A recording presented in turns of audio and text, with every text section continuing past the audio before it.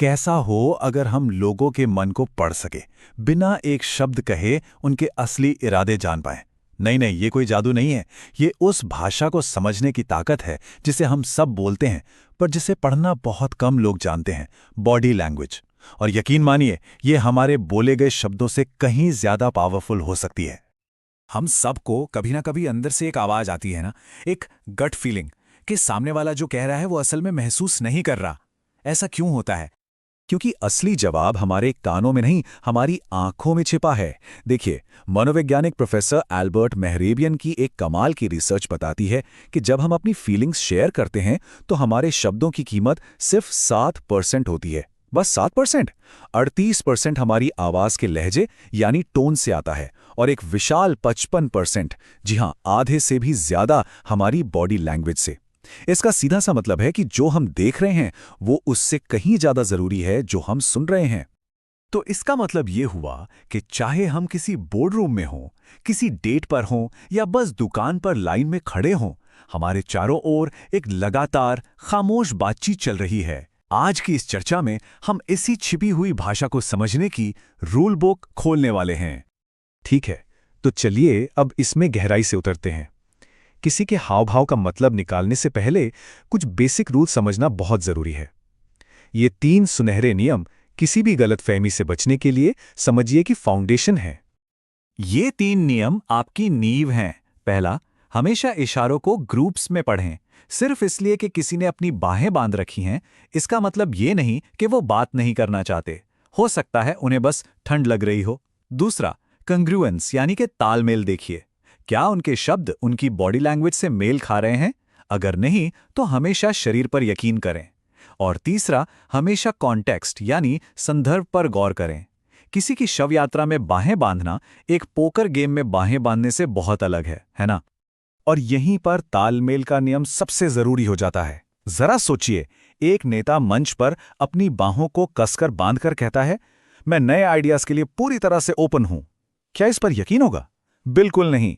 उनके शब्द कह रहे हैं खुला, लेकिन उनका शरीर बंद चिल्ला रहा है। और जब शब्द और बॉडी लैंग्वेज में टक्कर होती है तो हमारा दिमाग हमेशा बिना सोचे समझे बॉडी लैंग्वेज पर ही विश्वास करता है।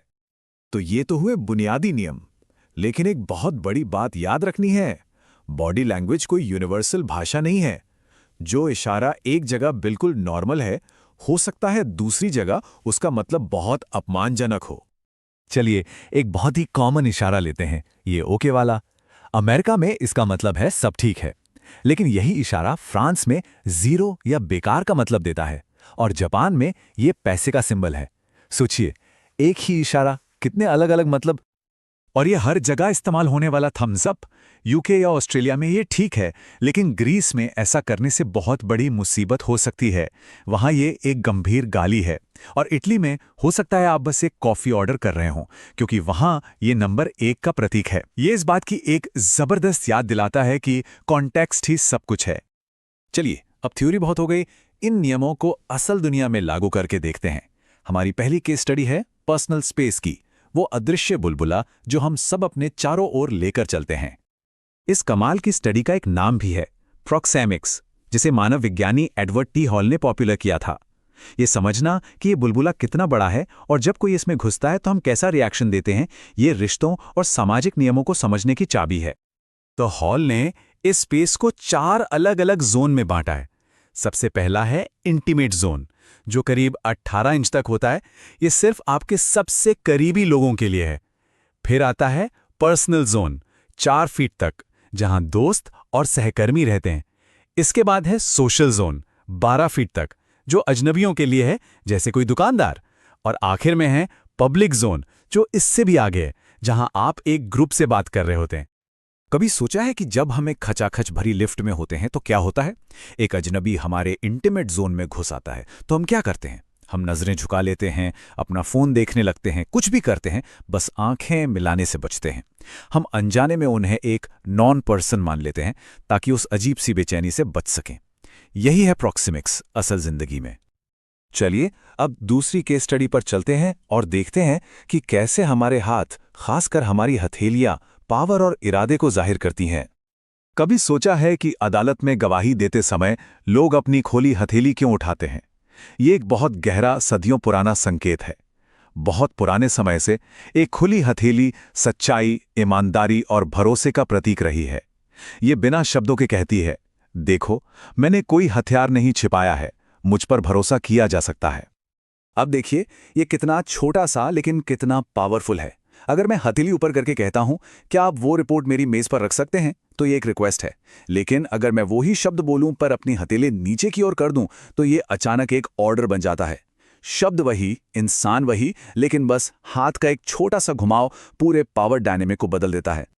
और हाथ मिलाना ये सिर्फ एक हाय हेलो नहीं है, ये हमारे पूर्वजों के जमाने से चला आ रहा एक संकेत है, ये दिखाने के लिए कि हमारे हाथ खाली हैं और हम कोई खतरा नहीं है। और आज भी एक हैंडशेक तुरंत 3 में से 1 रवैये का इशारा कर देता है। और यहीं पर बिना कुछ बोले पावर का खेल होता है।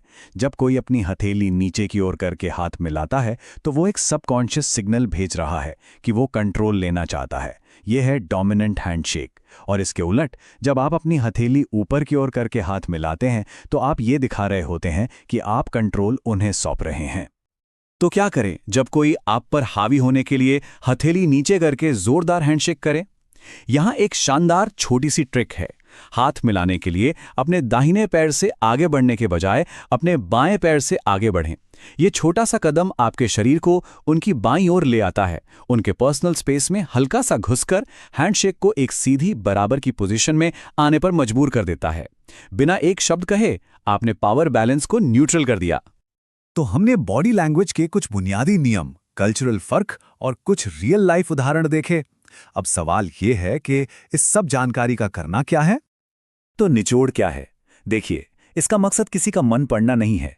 इसका मकसद है इंसानी व्यवहार का एक बेहतर, ज्यादा समझदार ऑब्जर्वर बनना। याद रखिए, कॉन्टेक्स्ट ही सब कुछ है। इशारों के ग्रुप्स को देखें, किसी एक अकेले इशारे को नहीं। और सबसे जरूरी, लोग जो कहते हैं और उनका शरीर जो करता है, उसके बीच के फर्क पर ध्यान दें। असली सच्चाई उसी फर्क में छुपी होती है। तो अब यहां से जाने के बाद सिर्फ सुनिए मत, देखिए। चाहे वो आपके बॉस का हैंडशेक हो, आपके पार्टनर का पोस्चर हो या टीवी पर किसी नेता के हाव भाव, अब आप इस छिपी हुई भाषा की ABCD जानते हैं। तो सवाल अब ये नहीं है कि आप क्या सुनेंगे, बल्कि ये है कि अब आप आखिरकार क्या देखेंगे।